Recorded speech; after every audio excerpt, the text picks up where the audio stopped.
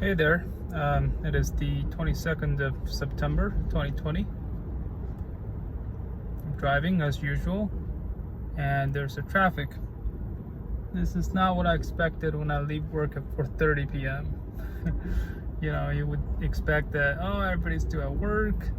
There'll be no car on the street, on the highway, so you can get home super fast. Nuh-uh, not gonna happen. You know something I realized? I realized that it doesn't matter how early I got up, I always arrive at the company around the same time, which is 9:30. Recently, I used to get there up by like 9:20. It has gotten worse. It's like I should have got there by 9 a.m. But it doesn't seem like anybody cared, and I could still finish my work before 5 most of the times. So why not, sleep another 20 minutes in bed? Yeah, so it doesn't matter how early I got up. I try to get up like 10 minutes earlier, 20 minutes earlier, but it seems that the universe wanted me to keep getting at the company at 9:30. So we always create a same amount of time of traffic to slow me down so that I get to the company at exactly the same time. I'm not kidding. It's like, I got up at 8 a.m., that's early for me. Dress up, eat some breakfast, brush your teeth, drive for like an hour, and then get there by like 9:30. All right.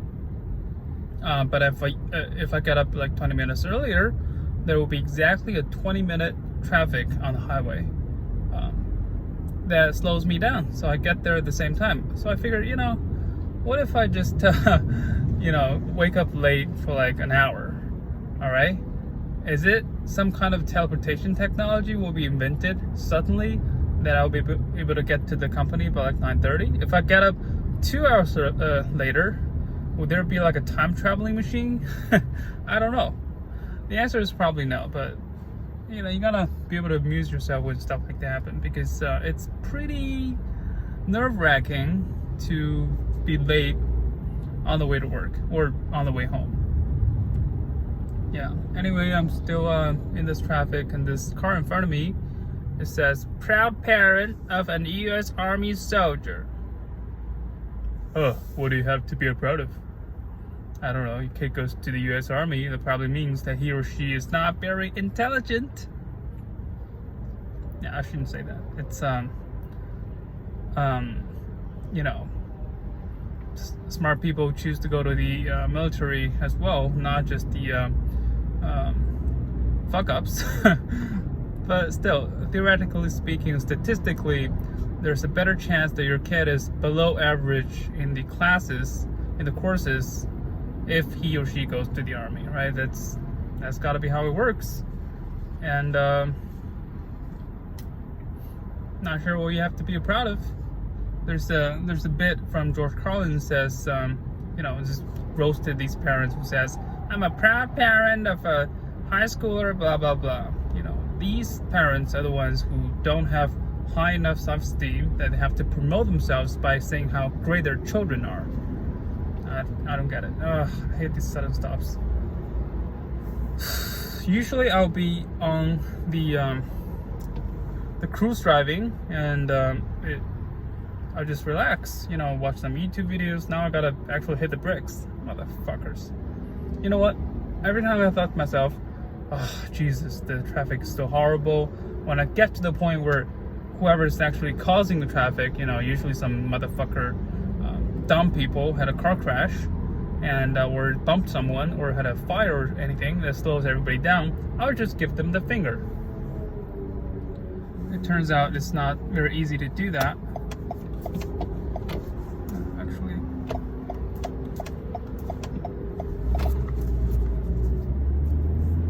yeah.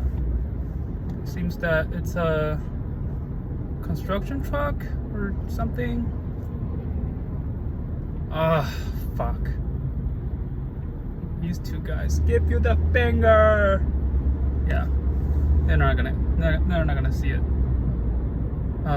Jesus, just wasted, I don't know, like 15 minutes of my life. Maybe 10 minutes of my life wasted. Jesus fucking Christ. It's so easy to get angry when I'm driving. Like, that's one of the reasons you shouldn't drive and call someone. All right, but it's hard to limit yourself that way. So I always call my parents when I'm driving to work or driving back home. Usually driving to work because it's like 12-hour time difference between here and China.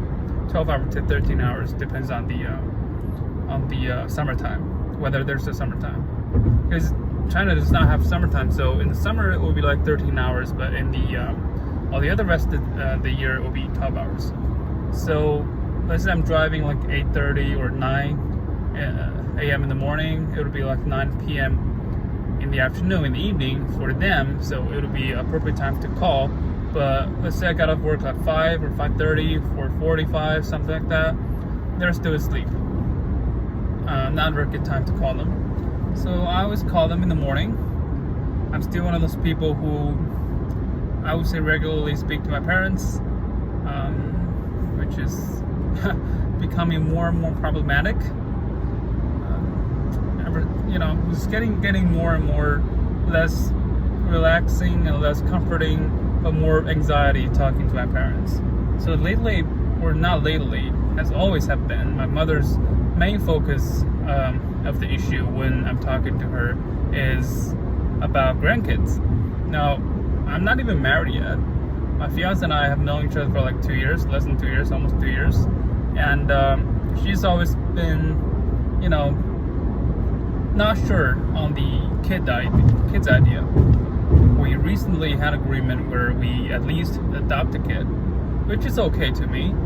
Adoption and having a kid of your own, genetically, there's a difference, but I would say there's a bigger difference between having no kid and having an adoption kid, and having adoption kid and having your kid of your own genetic connection, because you gotta be a parent either way. So even though I would prefer to have a kid of my own biological kid, but I will still take adoption kid compared to no kid. So that's sort of what we agreed on. Me and my fiance. I don't think it's anybody else's business, but somehow parents, especially Chinese parents, makes it their business. Actually, I should clarify that most of the parents anywhere among the world would do something like that. Maybe China's one of those countries where parents are more extreme on that issue. It's like having grandkid, even though they don't provide anything, they don't provide a sperm, they don't provide a uterus or egg, but still they make it their business. It's like the sole purpose of them having you is that so you can reproduce and they have grandkids. Like, you doesn't matter. It's not enough to have a kid of your own, you gotta have a grandkid of your own. So I promised my fiance to kind of hold the pressure when eventually my parents would have a problem with this, and she does. My mother had a problem with the fact that we might adopt a kid instead of having a kid of our own, and she started to flip out. And I try to argue for my fiance's side because I do understand her. I do understand as a woman, it's an extremely big amount of sacrifice you have to make to have a kid, biologically. You gotta, sacrifice work. There are numerous studies on that. Women having kids slows down their career paths. Sacrifice your figure. You might gain weight. You might lose. Skin's not gonna be as good as before. Even if afterwards it gets back a little bit better, but still not as good as a situation where you never have kids. And women have to sacrifice their emotions. There are depressions, anxieties associated with pregnancy. Not to mention that more often than not, it's the woman who end up taking care of the kid most of the time. And it's getting better. Men are being more and more involved. Actually, I read somewhere that in some areas, men are actually getting more than 50% of the involvement in child caring. That's great. That's good. I like to see that. I would like to try my best in the future to be a good father. And I mean, a good father doesn't mean one of those, stand-up comedies where people say, oh, all you have to do to be a good father is to not drink during the day. I don't drink, but even if I do, I don't consider that to be a standard to be a good father. I want to be very involved. But anyway, I do understand how much of a sacrifice a woman is making in that process, but my mother is such a fucking denialist. Like, when I ask her, like, do you at least acknowledge that women sacrifice more in this process? She's like, no, I don't think so. When she's a woman herself, when she gave birth to me 27 years ago, and she has the audacity to say that she does not think that women sacrifice more in the process of childbirth. All right? What the fuck? All right, what does a guy have to do to make this happen? I don't know, just a little bit? Have a good time during sex? All right, that's all a man have to do to make a child happen. And a woman has to bear 9 months of pregnancy. The extremely dangerous, I mean, it's getting better because of technology and modern medicine, but it's still very dangerous. It was one of the few dangerous things you actually have to do during your life. It actually could kill you. Even the death rate is like, what, 0.1%? That's still 1 in 1,000 people. Right? It's scary. And the pain, the emotions, the depressions, the anxieties, and career path, energy, everything. And she has the audacity to deny it. And I'm a pretty good debater. Okay, I confronted her like I would when I'm in a mood of debating, and she eventually said, "Well, that's what women has been doing forever, well, since the beginning of time." I was like, just because something has been always done a certain way doesn't mean it's right. If anything, it means that enough women have suffered already. It's time for them to be recognized. It's time for their sacrifices to be recognized instead of being brushed off like what you did just there. What you just did there. Sorry, I was getting a little excited when I'm rephrasing the story. Anyway, I got really mad, and I feel like, this is not someone I want to have this discussion with, because I can understand you want to have a grandkid because of, the time you've grown up with, and I can understand my fiance's standing. Like, we can have a reasonable discussion if everybody's on the same terms of understanding, but I can't have a reasonable discussion with you when all you want is to make demand for some other people to do a very, very hard thing because you want something. All right, that's not okay. So I hung up on her, pretty much. That was after she said. That was after when I asked, okay, I don't want to talk about this anymore. Is there any other things you want to talk about? She's like, what good does it do when you're like thousands of miles away and I can just imagine the rest of my life be? I was like, I'm getting really tired. I'm gonna hang up. She's like, I'll hang up on her. I know I'm an asshole. Okay, before judge me. Like, what kind of person would do that to their mother? So I'm not trying to say that it's her fault. I'm just trying to say that maybe I'll explain myself a little bit for doing something like that. It's not the first time I hung up on my mother and then block her on WeChat. For information, WeChat is the equivalent of text messages that Chinese people use. They use WeChat instead of texting. I don't know why. It's like you have to go through another app to find someone to talk to them instead of just to get their number. And you do have their number most of the time. So, I'm an asshole. Proven. Guilty. But I'm just saying it's hard to ask someone or make a conversation with someone who's being so unreasonable, even if she is your mother. Like, it's not even entirely my decision to have a kid biologically. Why are you pushing me so hard? Like, what am I gonna do? Okay? Jesus, it was so exhausting, and I feel like at this point sometimes talking to parents. My dad is okay. He's more chill. I feel like he has to be. First of all, he's very busy with his furniture business. He has a furniture factory and a furniture shop where he makes furnitures with elm. So he's very busy. And second of all, I feel like he has to play the good cop in my parents. My mother is already a bad cop. Maybe my father wants the same thing. I mean, of course he wants a grandkid of his own, but I think he's wise enough to realize that if he behaves the same way like my mother, it will only push me even further. Right now, if I got really upset with my mom or something, I can complain it to my dad. I was like, hey dad, control your woman. That's literally what I said. Anyway, parents are hard. I feel like once you're in a relationship with someone you love and trust, with someone you can share a lot of stuff with, you don't really need to share those stuff again with your parents. And that's what I have been using them for, guilty.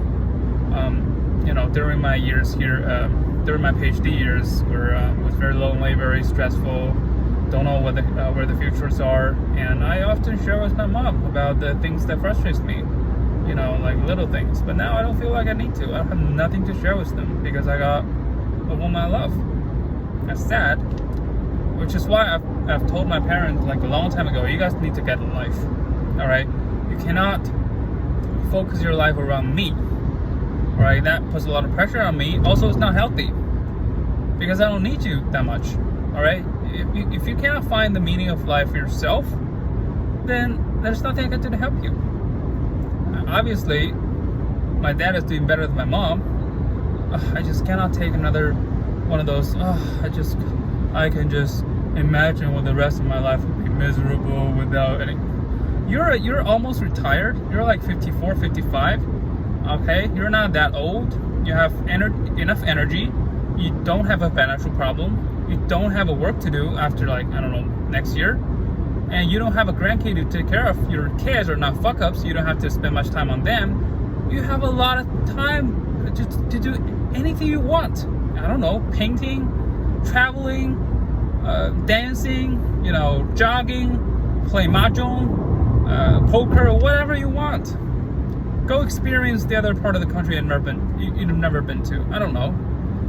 I'm not responsible for freaking out of you. Look, I get that kids should be grateful for their parents for what they they raised us, they took care of us, they loved us.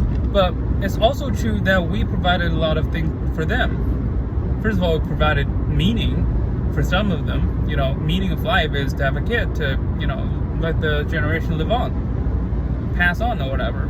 Also, it provided a lot of joy and happiness to them. I think in the end, at least in my case, they're getting a pretty good deal. So yeah, I should take care of them when they're getting really old, but right now, when they're in the prime of their life still, I shouldn't prioritize them at the moment. I have too much on my plate. Anyways, that's all I just want to, because traffic is getting better after that little construction zone is ended. I'm cruising, so that's not so bad. I guess I'll talk to you guys next time. I'll catch some stand-up comedies. See you next time, fuckers!